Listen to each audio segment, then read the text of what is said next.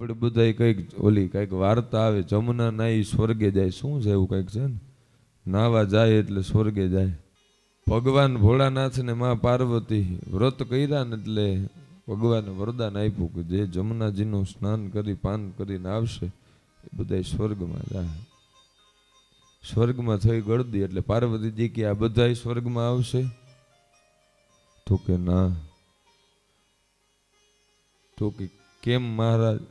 તો કે આમાંથી ભાગ્ય હશે ને એ આવશે.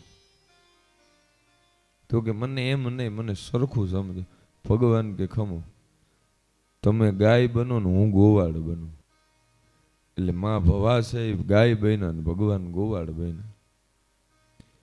જમુનાજી સ્નાન કરીને જે નીકળે, ગાય છે એ ગારામાં ખૂંપી ગઈ છે. એટલે ભગવાને કીધું કે મારી મદદ કરો. એટલે મદદ કરવા હાથ લાંબો કરીને એટલે ભગવાન કે શરત, જો તમે પાપ કર્યા ન હોય ને તો આ ગાયને અડજો. એટલે હાથ પાછો વયો જાય. કાં તો કે અંદરથી યાદ આવે કે મેં તો પાપ કર્યું છે. એક પછી એક બધા આવતા ગયા ને પાછળ એક વૃદ્ધ માણસ હતા, પોતે ગોવાળ હતા. એટલે જમુનાજીમાં સ્નાન કરીને આવતા હતા. ભગવાન કીધું, હે ભગત, આ ગાય ખૂપી ગઈ, મને મદદ કરો. ભલે બાપા. આવીને હાથ અડાડવા જાય કે ઉભા રહ્યો ભગત, એક શરત છે સાંભળજો. તો કે શું? એ કે આ ગાયને ત્યારે સ્પર્શ કરજો કે જો તમે પાપ કર્મો કર્યા ન હોય તો.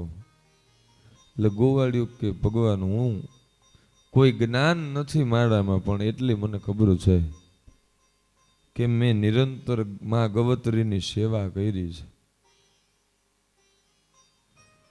અને જમુનાજીમાં સ્નાન કર્યા પછી તો મેં એક પણ પાપ શું કહેવાય ને મને ખબર નથી.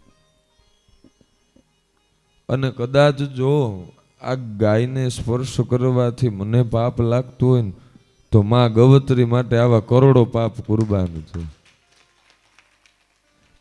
ત્યારે ભગવાને એને વાસ્તવિક સ્વરૂપ દેખાડ્યું અને પાર્વતીજીને કીધું કે આ એક જ અધિકારી, બીજા બધાનો તકો.